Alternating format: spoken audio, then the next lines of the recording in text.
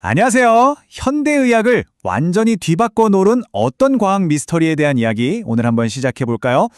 음식이 어떻게 우리를 살리기도 하고 또 병들게도 하는지 그 비밀을 풀어낸 비타민 탐정들의 이야기 속으로 지금부터 함께 들어가 보시죠. 자, 이걸로 한번 시작해 볼까요? 괴혈병, 당근, 노벨상. 와, 전혀 관련 없어 보이죠? 하지만 사실 이 세 가지는요, 하나의 거대한 과학 탐정 이야기로 아주 긴밀하게 연결되어 있습니다. 어떻게 그게 가능하냐고요? 지금부터 그 비밀을 같이 파헤쳐 보겠습니다. 모든 미스터리에는 그 시작이 되는 사건 현장이 있기 마련이죠. 우리 이야기도 마찬가지입니다.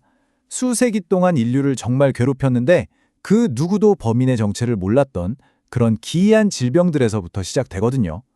치료법이 있긴 있었는데 그 원리를 아무도 모르니까 그냥 마법처럼 보일 뿐이었어요.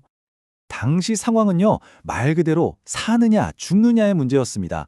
특히 괴혈병, 이건 정말 끔찍한 병으로 악명이 높았죠. 근데 진짜 신기한 건요, 해결책이 알고 보면 되게 간단한 거였어요. 바로 신선한 채소를 먹는 거예요. 하지만 대체 왜 신선한 채소가 효과가 있는지 그 이유는 아무도 몰랐습니다. 그러다가 드디어 투사망이 딱 좁혀지기 시작하는 거죠. 바로 비타민이라는 아주 결정적인 단서가 등장했기 때문입니다. 그러니까 우리 눈에는 보이지 않지만 음식 속에 생명을 좌우하는 무언가가 들어있다는 그런 개념이 처음으로 떠오른 거예요. 이게 근데 한 군데서만 일어난 일이 아니었어요. 예를 들어 네덜란드의 에이크만이라는 사람은 껍질을 벗겨낸 쌀, 그러니까 백미를 먹는 게 각기병의 원인이라는 걸 발견했고요. 괴혈병이나 성장부진도 결국 특정 음식이 부족해서 생긴다는 사실이 서서히 밝혀지고 있었죠. 이 모든 단서들이 마치 약속이나 한 것처럼 딱 한 가지를 가리키고 있었던 거예요. 바로 우리 식단에서 뭔가 결정적인 게 사라졌을 때 병이 생긴다는 사실을요. 자, 이제 드디어 우리 주인공들을 소개할 시간이 됐습니다. 이 복잡한 화학 사건을 맡아서 해결해낸 과학 탐정들 말이죠. 그리고 그들의 이 엄청난 발견을 인정한 아주 권위 있는 상에 대해서도 이야기해봐야겠죠? 때는 바로 1937년입니다. 이 비타민 미스터리의 아주 핵심적인 부분을 해결한 공로로 노벨 화학상이 수여된 바로 그 해죠. 바로 이 두 명의 위대한 탐정, 월터 노먼 하워스와 파울 카로입니다. 이 두 사람은 각기 다른 비타민의 비밀을 파헤치는 임무를 맡아서 이 거대한 미스터리에 뛰어들게 됩니다. 자, 그럼 첫 번째 사건 파일부터 한번 파고 들어볼까요? 하워스 탐정과 함께 비타민C의 그 보이지 않는 구조를 밝혀내는 여정을 한번 따라가 보겠습니다. 그러니까 과학자들이 비타민C를 만드는데 뭐가 들어가는지는 알고 있었던 거예요. 탄소 6개, 수소 8개, 산소 6개. 이건 알았죠. 하지만 이 재료들을 가지고 대체 어떤 모양으로 만들어야 하는지는 전혀 감을 못 잡고 있었던 겁니다. 마치 퍼즐 조각은 다 흩어져 있는데 완성된 그림이 어떤 모습인지 모르는 거랑 똑같은 상황이었어요. 바로 이 질문이 핵심이었습니다. 단순히 뭐가 들어갔냐만 아는 걸로는 부족했던 거죠. 이 원자들이 어떻게 배열되어 있는지, 즉 구조가 모든 것의 열쇠였던 겁니다. 이게 얼마나 멋진 과정이냐면요. 당시 노벨상 연설에서도 이걸 퍼즐놀이에 비유했어요.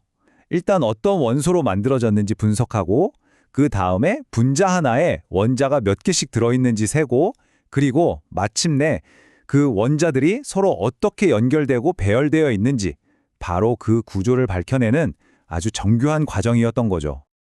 와, 정말 멋진 비유 아닌가요? 구조식이라는 게 뭐냐면 분자에 빛을 쫙 비췄을 때 스크린에 생기는 그림자 형상 같다는 거예요.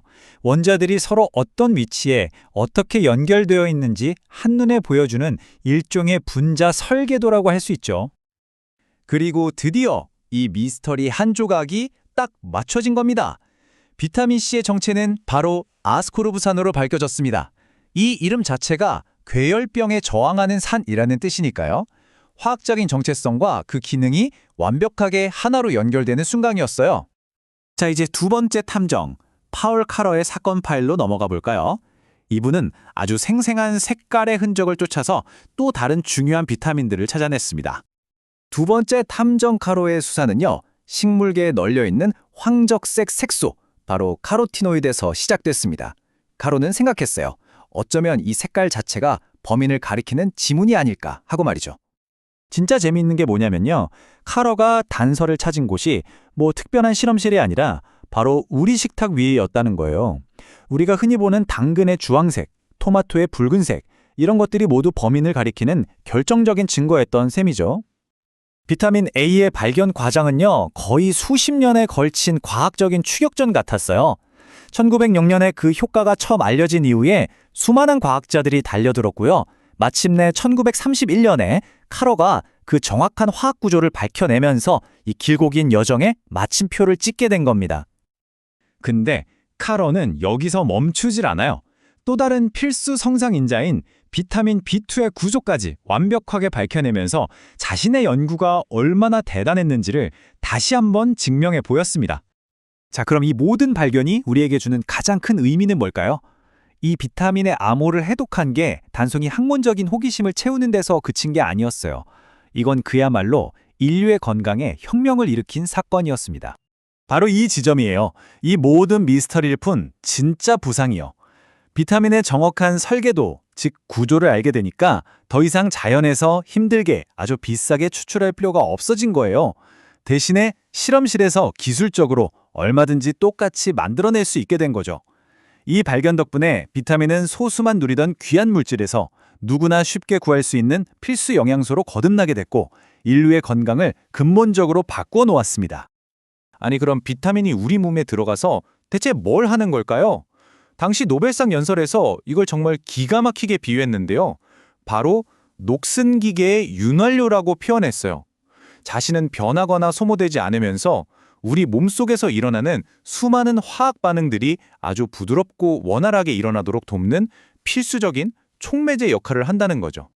바로 이 열쇠의 비유가 모든 걸 설명해 주는 것 같아요.